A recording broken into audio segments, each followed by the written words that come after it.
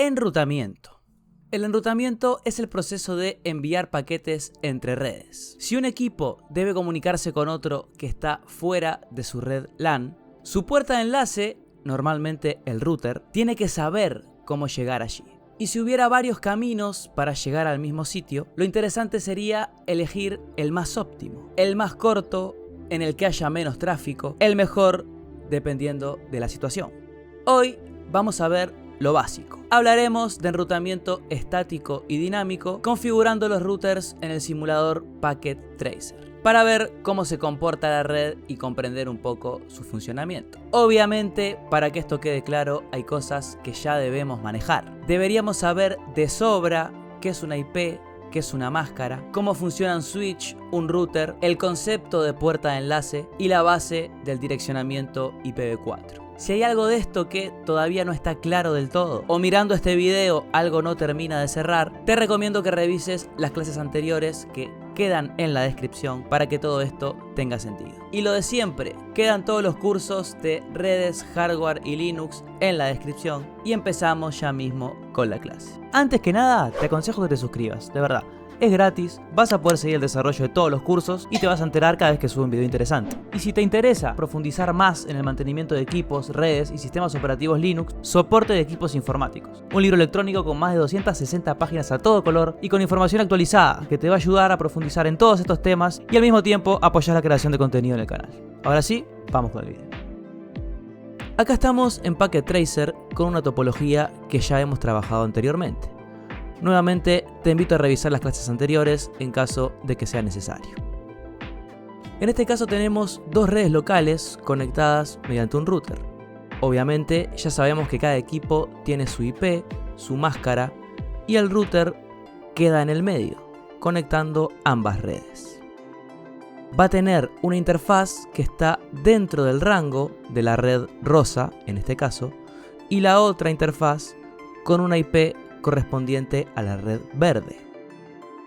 Si vemos la configuración de este equipo, por ejemplo, podemos ver su IP, máscara y su puerta de enlace que corresponde a la interfaz del router que forma parte de esa red. Lo mismo ocurre con la red verde. Con esta configuración que ya manejamos anteriormente, ambas redes podrían comunicarse sin mucho problema. Si vemos, la petición ICMP desde la interfaz gráfica es exitosa y obviamente podemos comprobar lo mismo utilizando el comando ping de un lado a otro. Esto funciona porque el router sabe exactamente cómo direccionar los paquetes, ya que conoce perfectamente ambas redes al estar directamente conectado a ellas. Si vemos la tabla de enrutamiento con este comando, vemos que no hay dudas. El router tiene directamente conectadas a ambas redes, por lo tanto sabe cómo llegar. No habría que configurar ningún tipo de enrutamiento especial. Los problemas comienzan aquí. Complejizamos un poquito la topología y vemos que tenemos nuestras dos redes iniciales, la rosa y la verde, conectadas por este router. Pero a su vez hay otras dos redes lejanas, también con su propio router, y ambos enrutadores conectados entre ellos. Esto podría ser un ejemplo de una red WAN mediante fibra óptica o una red punto a punto con dos equipos.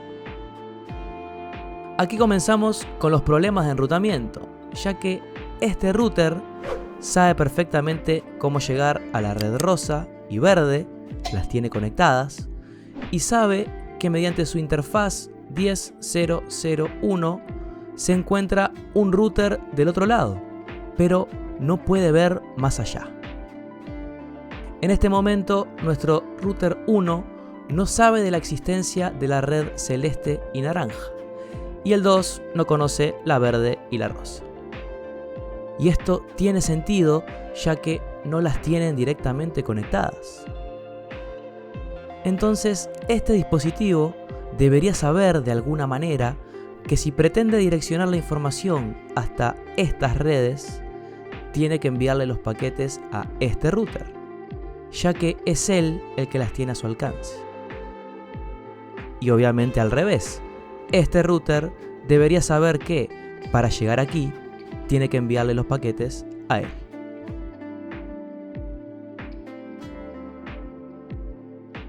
Y este es el principio del enrutamiento estático. Para este enrutamiento, nosotros, o el administrador de la red, debe establecer las rutas para llegar a cada sitio. Y debemos hacer esto de forma manual.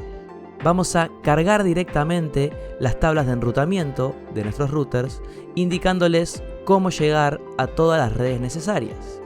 Y el router se va a limitar a seguir estas rutas siempre. Vamos a hacer antes las pruebas.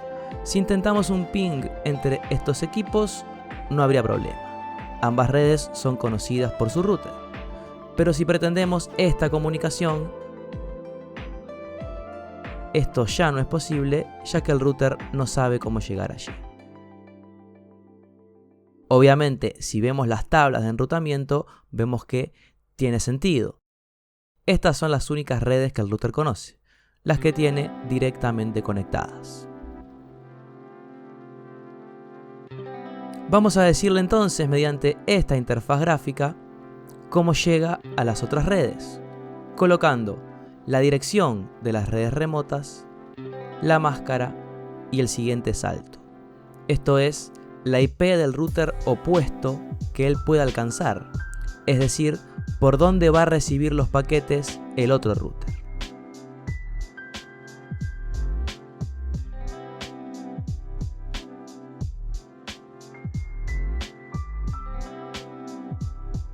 Y ahora vamos a hacer lo mismo con el segundo, esta vez mediante la consola de comandos con el sistema Cisco iOS. De una forma muy sencilla, colocamos la dirección de la red a la que quiero llegar, su máscara y la IP del otro router, es decir, el siguiente salto para poder llegar efectivamente al destino. Recordemos que necesitamos la dirección de red a la que queremos llegar, es decir, la dirección con los bits de host en 0, y el siguiente salto es la IP del router a la que tengo que enviarle el paquete para que llegue a destino. Si volvemos a revisar las tablas de enrutamiento, vemos que ahora aparecen con una S de static las rutas que yo configuré, y el router ya sabe a qué IP tiene que mandarle el paquete para llegar a las redes que él no conoce. Si todo está correctamente configurado, podríamos comprobar con ping que todos los equipos tienen comunicación con todos y los routers están haciendo bien su trabajo.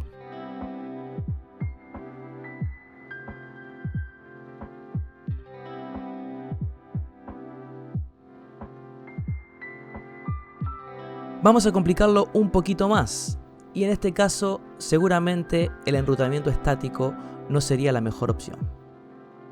Además de poder resultar engorroso por la cantidad de redes, no hay una ruta única para llegar de un lado a otro.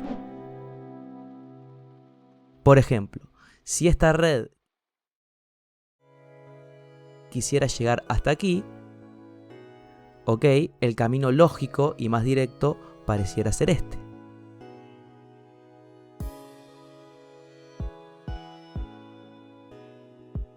Pero realmente no es la única opción. En caso de que ese enlace se rompa o en un momento dado no sea posible direccionar el tráfico por ahí, tenemos por acá una ruta alternativa. Sería interesante que el tráfico fuera por un camino u otro dependiendo de la situación. Y ahí es donde empezamos a hablar de enrutamiento dinámico. Con estos protocolos no es el administrador que dice cómo llegar a una red, sino que los propios routers toman la decisión en tiempo real, compartiendo sus tablas de enrutamiento y tomando la opción que creen óptima teniendo en cuenta el protocolo de enrutamiento que estén utilizando. Este tipo de enrutamiento es especialmente interesante porque responde a cambios que puedan suceder en la red y muchas veces no dependemos de que haya un humano allí para solucionar un problema o cambiar una ruta de manera manual.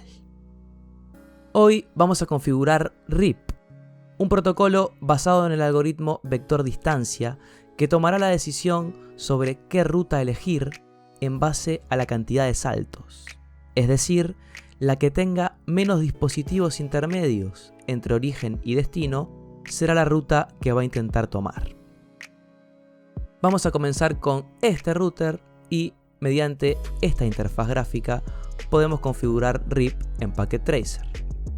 Lo importante es que ahora yo no voy a decirle cómo llegar a ningún lado, sino que en RIP debo especificar qué redes debe compartir con los demás. Es decir, voy a agregar aquí las direcciones de red que conoce realmente este router, a las que está directamente conectado. Y él se encargará de transmitírselas a los demás, si es que todos tienen el mismo protocolo funcionando. Recordemos que nos referimos a la dirección de la red, no a la IP del router en sus interfaces. Para este caso ya agregamos las 4 redes conocidas por el router, la 192.168.1.0, la 2.0, 172.16.0.0 y la 172.20.0.0. Recordemos que esta dirección de red depende de la máscara que hayamos elegido, así que si hay dudas de esto, deberíamos repasar los ejercicios de direccionamiento IP. Vamos a configurar ahora este router. La idea es activar RIP en todos ellos y que cada uno comparta con los demás las redes que conoce, para que de manera automática comiencen a intercambiar la información y llenar por sí mismos sus tablas de enrutamiento con la ruta más óptima para cada situación. Este segundo router lo voy a configurar mediante comandos, simplemente para variar un poco. Vemos que igualmente agrego las redes que conoce este router, no a dónde quiero llegar ni sus direcciones IP, sino las redes que efectivamente están conectadas a él.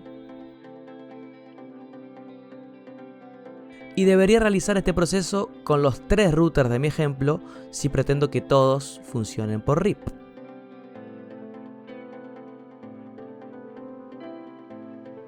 Una vez configurados todos y pasados unos segundos, podemos analizar sus tablas de enrutamiento. Si vemos, ya todos saben cómo llegar a todos los sitios.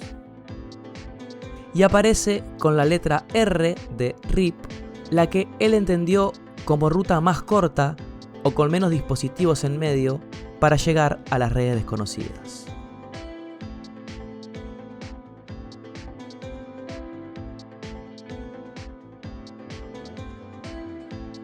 Por ejemplo, este router tiene almacenado que para llegar a la red 200.0 lo haría vía la IP 172.30.0.1, es decir, tomaría este camino de aquí.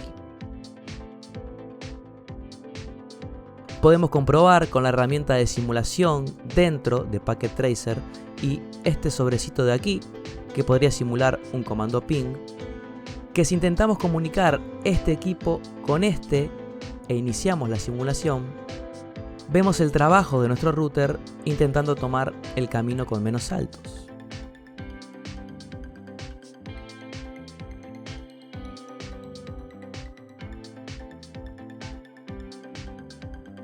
Pero lo interesante de este enrutamiento dinámico es que si este enlace fallara, se cortara el cable o lo que fuera, los routers de manera automática intercambian sus rutas y vuelven a tomar una nueva decisión, viéndose esto reflejado en las tablas de enrutamiento sin que yo haga absolutamente nada.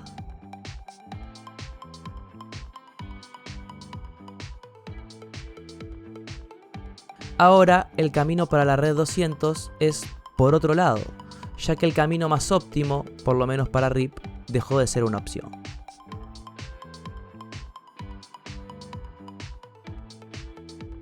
Podemos comprobar una vez más con nuestra simulación que el paquete llega tomando esta vez el camino alternativo. Pero Al recomponerse el enlace, los routers con RIP rearman sus tablas y vuelven a elegir siempre el camino con menos saltos dentro de los disponibles. Las tablas de enrutamiento cambian en tiempo real, por eso hablamos de dinámico, y los routers deciden la mejor ruta por ellos mismos. Podemos comprobar esto también con el comando tracert, y si lo utilizamos de igual forma que ping, podemos ver el camino por todos los dispositivos intermedios que pasa el paquete antes de llegar a destino. En este caso estaríamos haciendo esta ruta, y si cortamos este enlace vemos que el camino cambia. Es más largo, no es óptimo, pero la conectividad no se pierde. Bueno, por hoy es todo. Esto fue algo básico con respecto a enrutamiento, pero creo que valía la pena mencionarlo. Si hay dudas, están las clases anteriores en la descripción y nos vemos en la próxima clase. Chau, chau.